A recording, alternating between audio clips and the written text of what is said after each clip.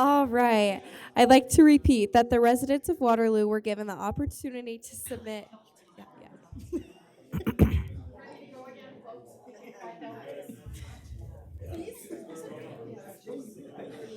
Excuse us, everyone. We're ready to go with our next candidate here. So if you could cease your conversations and have a seat, we'd appreciate it. There we Thank go. you. Thank you. Alrighty, I'd like to repeat again that the residents of Waterloo were given the opportunity to submit candidate questions either online or by telephone. The moderators were given questions submitted by the public, and due to their professional background, they've been given the privilege to modify questions for the sake of clarity. Each city council candidate has been allotted 90 seconds for their opening remark, and the 4 mayoral candidates may have 2 minutes for their opening remarks. All candidates have been apprised that they will have 1 minute for their closing statement and have been asked to keep their responses to debate questions in 60 seconds or less. Should any candidate want to make a rebuttal comment, she or he will be limited to 30 seconds to make their case. Moderators have permission to stop rebuttal commentary if they feel the issue being discussed has sufficiently been aired. The timekeepers will apprise candidates when they have 15 seconds left of their allotted time, and a red-colored stop sign will be displayed to apprise candidates that their time has expired. There is only one candidate seeking office in Ward 5, and that is Hector Salmanaka Arroyo. Since there's only one candidate in Ward 5, we will not have a debate per se, but rather moderators will have approximately 10 minutes to ask questions. Before our moderators start asking questions, I invite Hector to please give your 90-second remark. Well, thank you. Thank you to Northern Iowa Student Government, Women of Action, and the Waterloo Cedar Falls branch of the American Association of University Women for hosting this debate. My name is Hector Salamanca Arroyo, and I am the candidate for Ward 5. I have called Waterloo home for the past 3 years, moving here in 2022 after an overseas deployment with the Army National Guard to pursue my Master of Arts at the University of Northern Iowa. I now hold a master's from UNI and a bachelor's from Drake University. And I've spent most of my life in public service. First, whether it's in the military, in the nonprofit sector, or with the Denver Sheriff's Department with the City and County of Denver, I've spent my life working for people. I'm running for City Council to provide a new voice for an increasingly diverse ward and be a physically minded, community-oriented councilman for the constituents of Ward 5. Okay, thank you. First question then, can you describe your public service experience, including your engagement with local government, committees, or community advocacy, and how it prepares you for this office? Yeah, so in the past, when I was younger, originally from Des Moines, I've been a member of the League of United Latin American Citizens. Currently here in the city of Waterloo, I serve on the Historic Preservation Commission. In addition, I am a volunteer for the American Legion here at Service Honor Guard. On top of that, I've dedicated my younger years to advocating for immigrant rights with the immigrant community down in Des Moines and in Iowa. Overall, my nonprofit experience, as well as my education, I believe has me qualified for this position and has me in a unique position to represent and speak for the constituents of Ward 5. Thank you. What steps can you take to ensure transparency and accountability in the decision-making process?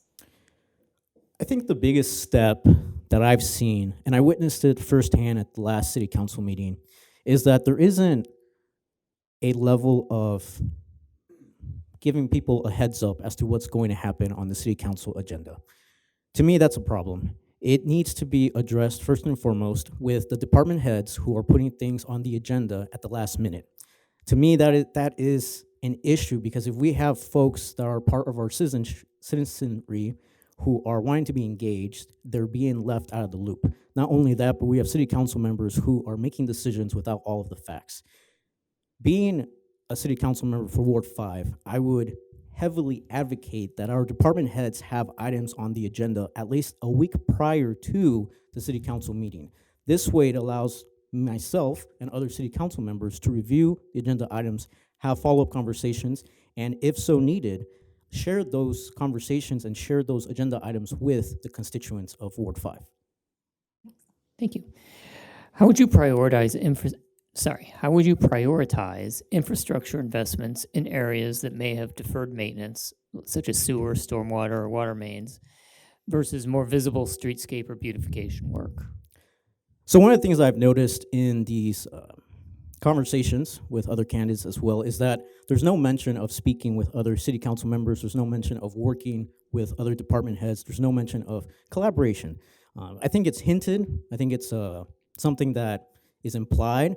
But as a city council member, recognizing that one person can't dictate the entirety of a city, I would go out of my way to sit down with my fellow city council members, sit down with the mayor, figure out which areas of the city require the focus and create a plan. If there isn't a plan already in place, which I find hard to believe, then we pull people together, pull the folks that are invested in this, and have them lay out what priorities are there. There are more than enough educated individuals in the city who are paid to do this, so I would err on their side of their expertise and figure out from a engineering side, from a architectural side, what are the areas of the city that need investment and need it now?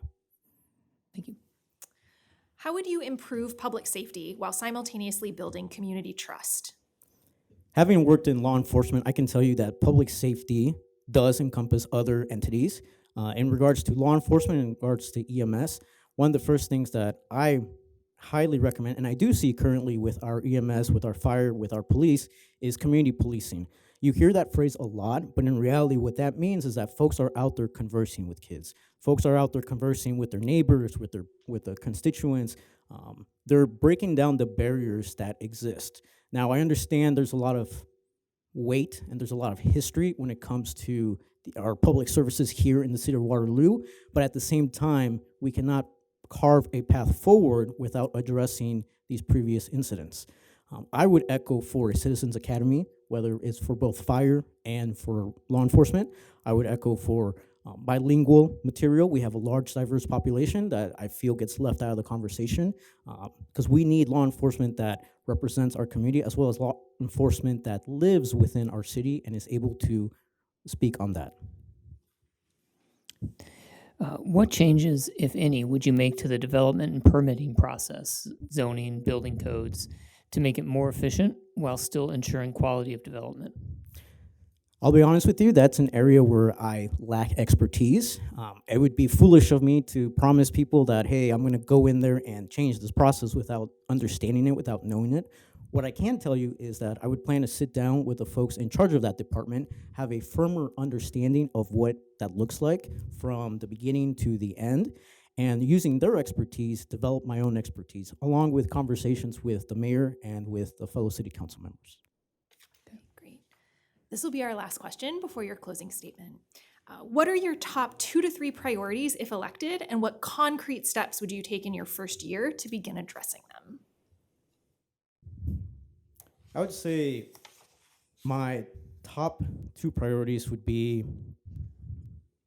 addressing the shrinking population of Waterloo, finding ways to work with our partners in whether it's business, whether it's nonprofits, to really address why we're losing folks and why aren't we attracting individuals like myself in their mid-30s with families. What is it about Waterloo that's pushing people away? At the same time, another topic that I would want to address is the youth violence. Having worked with youth, having seen it firsthand, I can tell you it is a problem. I don't understand why the commission that was in place when I first moved here in 2022 is no longer in existence. I don't understand why the city hasn't really taken a more proactive approach to address this. I can tell you that we're leaving behind generations of young people here in the city of Waterloo by not tackling this issue directly. All right, and your closing statement. All right, this was quick and easy, but so my closing statement. I believe that our democracy works best when individuals are able to engage with the electoral process, and I ask those in Ward 5 to support my candidacy. I am looking to provide a measured, fair, and transparent voice for Ward 5. Asking questions, finding solutions, and casting votes in a reasonable manner. To call for clearer answers, whether it's at this table or at that podium, does not make one an opponent of progress, but rather a champion of sensible governance. For one is elected by the people for the people. This foundational principle will be core to how I make decisions as a Ward 5 City Council member. And I thank you, and I thank all of you for being here, and I look forward to representing Ward 5. Thank you.